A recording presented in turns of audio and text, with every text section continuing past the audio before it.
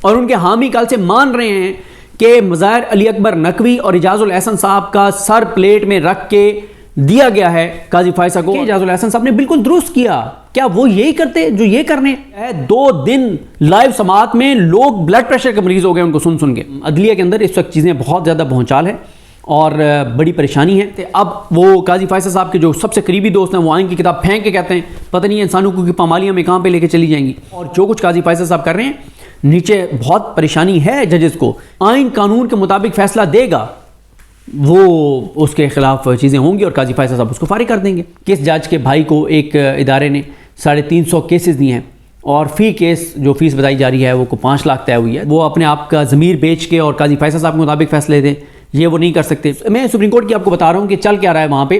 وہ ججز جو لائق ججز تھے جن جونیئر ججز کو لائے تھے نالائق ججز نہیں ہیں. وہ محمد علی مظہر صاحب سمیت وہ نالائق جج نہیں ہیں.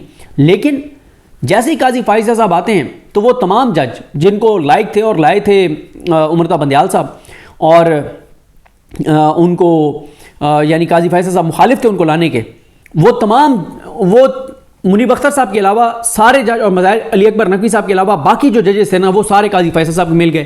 کیونکہ ان کو کسی نے شاید بتا دیا تھا کہ قاضی فائز صاحب ایک پیٹیشن لگا کے اور شاید یہ فیصلہ دینے جا رہے ہیں کہ آؤٹ آف ٹرن جتنے ججز ہیں ان ساروں کو نکال دیا جائے. یہ تھا یا جو بھی تھا وہ پریکٹس پروسیجر میں باقی سارے چلے گئے ان کے ساتھ.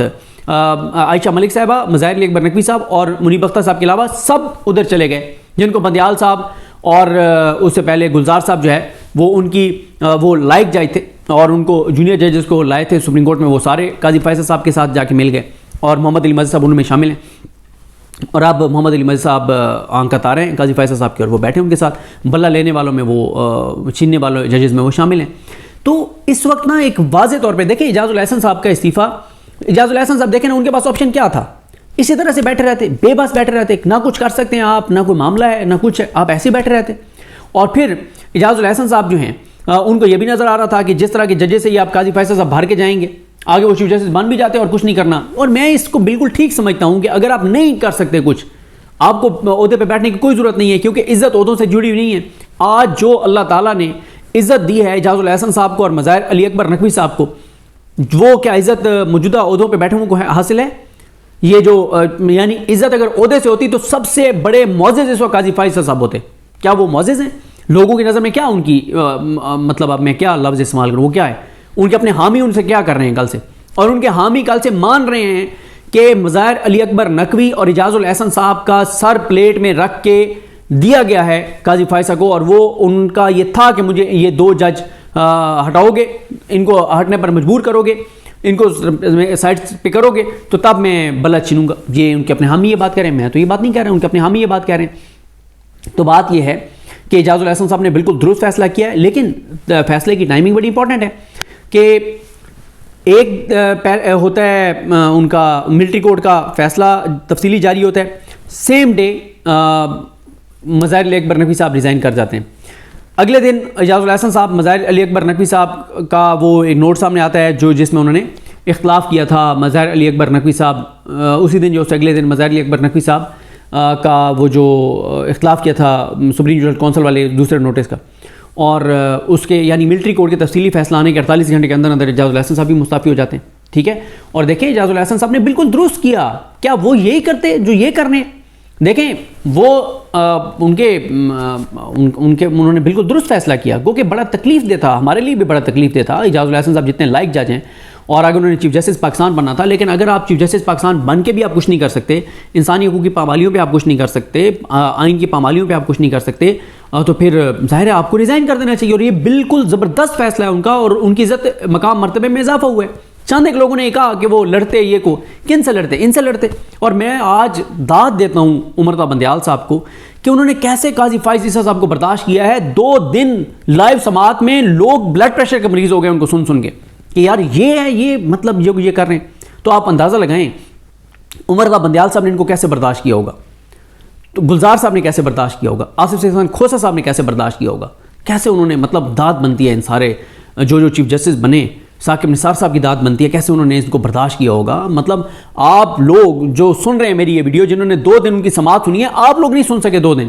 اگر انہوں نے اتنے سال برداشت کیا ہے تو آپ ان کو اتنے تو ان کو کریڈٹ دیں, داد دیں. تو دیکھیں عدلیہ کے اندر اس وقت چیزیں بہت زیادہ بھونچال ہے اور بڑی پریشانی ہے.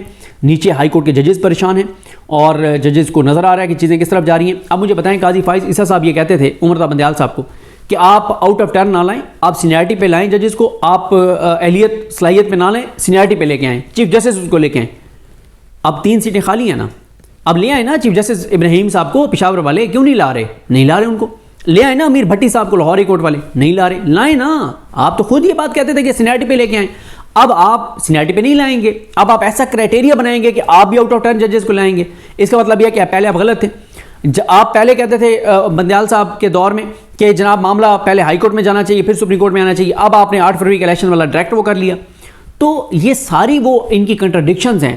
پھر آپ کو اس وقت بڑی انسانی حقوق یاد آتے تھے, اب وہ قاضی فیصل صاحب کے جو سب سے قریبی دوست ہیں وہ آئین کی کتاب پھینک کے کہتے ہیں پتہ نہیں انسانی حقوق کی پامالیاں میں کہاں پہ لے کے چلی جائیں گی. تو یہ ساری چیزیں جو ہے وہ نظر آ رہی ہیں, اور جو کچھ قاضی فیصل صاحب کر رہے ہیں نیچے بہت پریشانی ہے ججز کو. کہ اب اس کا مطلب کیا ہے کہ جو جج آئین قانون کے مطابق فیصلہ دے گا وہ اس کے خلاف چیزیں ہوں گی اور قاضی فیصل صاحب اس کو فارغ کر دیں گے. اور اب دیکھنا وہ پشاور ہائی کورٹ کے جو 3 ججز جن کا فیصلہ ہے, کامران حیات, میاں خیل صاحب, اس کے بعد 2 اور ججز جنہوں نے بلا دیا تھا پی ٹی آئی کو, ان کی کس طرح سے وہ مذاق اڑاتے رہے اور تذیق کرتے رہے ان کی, اور انہوں نے دیکھیں ان کا فیصلہ اڑا دیا. یعنی ان 3 کا فیصلہ تھا نا, ایک کا سنگل بینچ کا, پھر 2 رکنی اس نے کہا بنائے. یعنی ایک نے بھی یہی اوپینین دی کہ بلے کے نشان پی ٹی آئی کو ملنا چاہیے, 2 اور نے بھی یہی دی کہ ملنا چاہیے, اور یہاں انہوں نے بیٹھ کے اور بلہ واپس لے لیا. اور اب باتیں کھل کے سامنے آ گئی ہیں کہ بلہ کیوں واپس لیا گیا, کیا وہ معاملہ تھا اور کیا صورتحال تھی. اور پھر میں آپ کو بتا رہا ہوں کہ اطہر من اللہ صاحب جو ہیں انہوں نے الیکشن کمیشن کو, جب وہ سردار طارق مسعود صاحب کے ساتھ بیٹھے تھے اور منصور علی شاہ صاحب بینچ میں تھے, اطہر من اللہ صاحب نے کہا تھا الیکشن کمیشن کو کہ آپ پی ٹی آئی کو سنگل آؤٹ کر رہے ہیں, آپ نے کسی اور پارٹی کو اس طرح سے ان کی انٹر پارٹی الیکشن کو آپ نے اس کو دیکھا ہے جس طرح سے آپ پی ٹی آئی کے انٹر پارٹی الیکشن کو دیکھ رہے ہیں, ایسے نہ کریں. کون آپ کو غیر جانبدار کہے گا؟ انہوں نے بہت سخت ریمارکس دیے تھے. انہوں نے کہا تھا کہ آپ وہاں ڈیالے میں جا کے توہین الیکشن کمیشن لگا رہے ہیں, یہ آپ کی غیر جانبداری ہے, یہ کر رہے ہیں, یہ پوری انہوں نے چارج شیٹ کر دیا تھا الیکشن کمیشن کو. اور پھر قاضی فیصل صاحب نے ان کو اٹھا کے اور بینچ سے نکال دیا, اور پھر انہوں نے بٹھا دیے 2 اپنے ساتھ, محمد علی مظہر صاحب اور مسرت ہلالی صاحبہ. تو بات یہ ہے کہ یہ اب آپ کے سامنے ہے کہ جو ان کے حمایت کرنے والے ہیں وہ بھی آج بول رہے ہیں کہ قاضی فیصل صاحب نے کیوں, وہ بھی بتا رہے ہیں کہ یہ 2 ججز مستعفی کیوں ہوئے, کیسے ہوئے, کس نے کرایا, کس نے حالات ایسے پیدا کیے, اور قاضی فیصل صاحب نے اس کے بدلے میں دیا کیا. انہوں نے بلے کا نشان جو ہے وہ چھینا ہے. اور آج آپ دیکھیں جسٹس گلزار صاحب نے بالکل درست فیصلہ کیا تھا کہ قاضی فیصل صاحب کو عمران خان کے کیسز نہیں سننے چاہیے. یہ معاملہ اٹھانا چاہیے پی ٹی آئی کو میرا خیال ہے کہ عمران خان سے متعلق کیسز, جوڈیشل آرڈر موجود ہے, سپریم کورٹ کا فیصلہ موجود ہے کہ ان کو قاضی فیصل صاحب کو جو ہے وہ کیسز جو ہے وہ نہیں سننے چاہیے ان کے عمران خان سے متعلق, کیونکہ وہ بغض, نفرت اور وہ ساری چیز اسی بیس پہ تو سپریم کورٹ نے فیصلہ دیا تھا. تو دیکھیں جو بھی جج جو ہے وہ موجودہ حالات میں جس کو پتہ ہے کہ میں کچھ نہیں کر پا رہا اور وہ ریزائن ہی کرے گا ظاہر ہے. اور اب دیکھتے ہیں کس جج کا ریزائن آتا ہے, جو عامر سید عباسی صاحب بتا رہے ہیں, اور وہ ریزائن نہیں کریں گے جنہوں نے مری کی پراپرٹیز کو ریگولائز کرنے کے لیے پیسے لیے, وہ جج ریزائن نہیں کریں گے سپریم کورٹ کے, جن ایک جج صاحب کے پاس ایک صحافی لوگوں کو لے کے جاتے تھے ان کے گھر اور وہاں پہ معاملات کیسز کے حوالے سے ڈسکس ہوتے تھے, یا باقی بھی بڑی مار دھاڑ چل رہی ہے.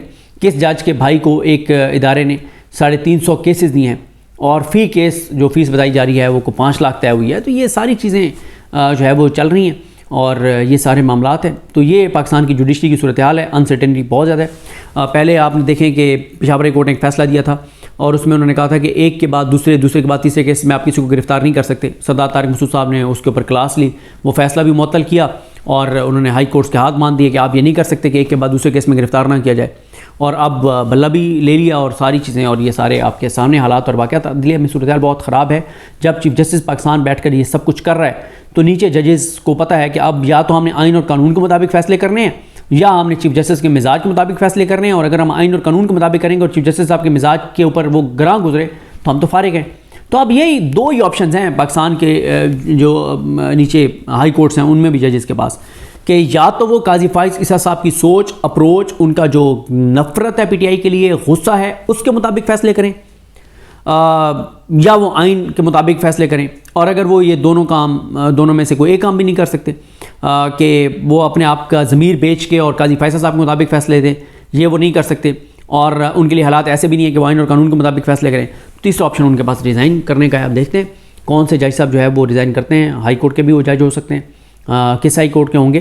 تو چیزیں بہرحال عدلیہ کے اندر بڑی تشویشناک چل رہی ہیں، حالات عدلیہ کے خراب ہیں، اور قاضی صاحب جو ہے وہ ڈٹ کے اور انصاف پہ تلے ہوئے ہیں، اور وہ جو انصاف کر رہے ہیں وہ نہ صرف ہو رہا ہے بلکہ ہوتا ہوا پورے پاکستان کو نظر بھی آ رہا ہے۔ تو بہرحال ایک تکلیف دہ ہے یہ بات اعجاز الاحسن صاحب کا مستعفی ہونا، ایک بڑے جج، کمال جج، لائق جج، اور جنہوں نے پاناما کا کیس ہو، فیک اکاؤنٹس کیس ہو، جنہوں نے ہمیشہ کرپشن لوٹ مار کے خلاف لکھا ہے، نیب ترمیم کا کیس ہو، 90 دن میں الیکشن کا کیس ہو، ملٹری کورٹس کا کیس ہو، وہ ہمیشہ آئین اور قانون کے ساتھ اور پاکستان کے ساتھ کھڑے رہے، اور باقیوں کی صورتحال آپ کے سامنے۔ اللہ کریم پاکستان پر اپنا رحم کرے، کرم کرے، مجھے اپنی دعا میں یاد رکھیں۔ اللہ حافظ۔